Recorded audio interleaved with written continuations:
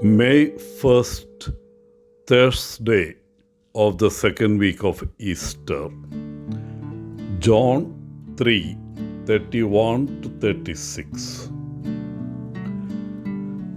Every May 1st, while the world celebrates Labor Day, Catholics turn our gaze to Saint Joseph the Worker, patron and model of all workers. It is no coincidence that the Church chose this date. It wanted to give a deeper and more Christian meaning to the dignity of human work. Through the figure of Saint Joseph, the humble carpenter of Nazareth, work is shown not as a mere necessity, but as a participation in the redemptive work and a means of sanctification. Pope Pius XII instituted the Feast of Saint Joseph the Worker in 1955. This feast extends the long relationship between Joseph and the cause of workers in both Catholic faith and devotion. Beginning in the book of Genesis, the dignity of human work has long been celebrated as a participation in the creative work of God. By work, humankind both fulfills the command found in Genesis to care for the earth and to be productive in their labors.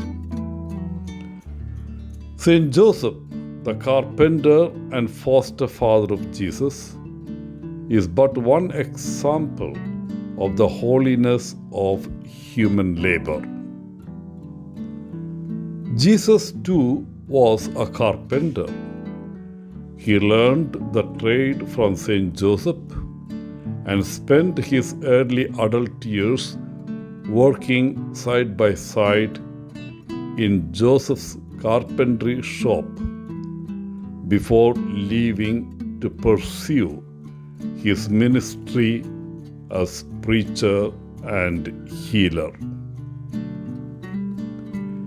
In his encyclical Laborem Exercens, Pope John Paul II stated, "The Church considers it her task always to call attention to the dignity and rights of those who work, to condemn situations in which that dignity and those rights are violated, and to help to guide social changes so as to ensure authentic progress by man and society."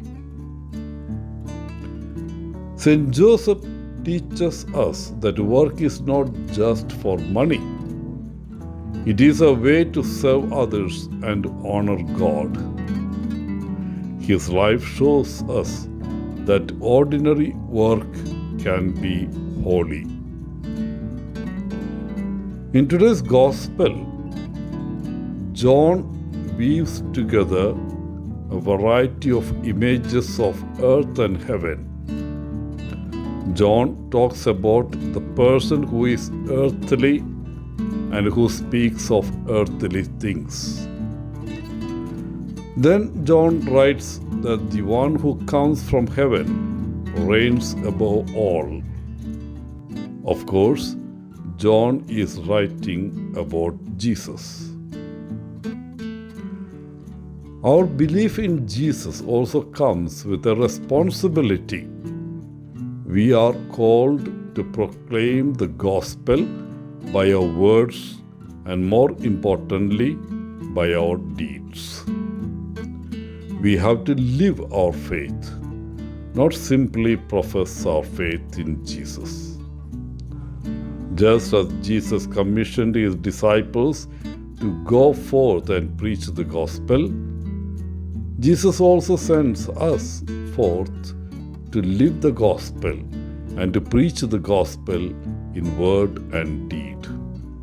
Dear friends, this is our call, our challenge, and our gift. How will we respond? Wishing you a happy feast, Father Paul, CSSR from Kerala.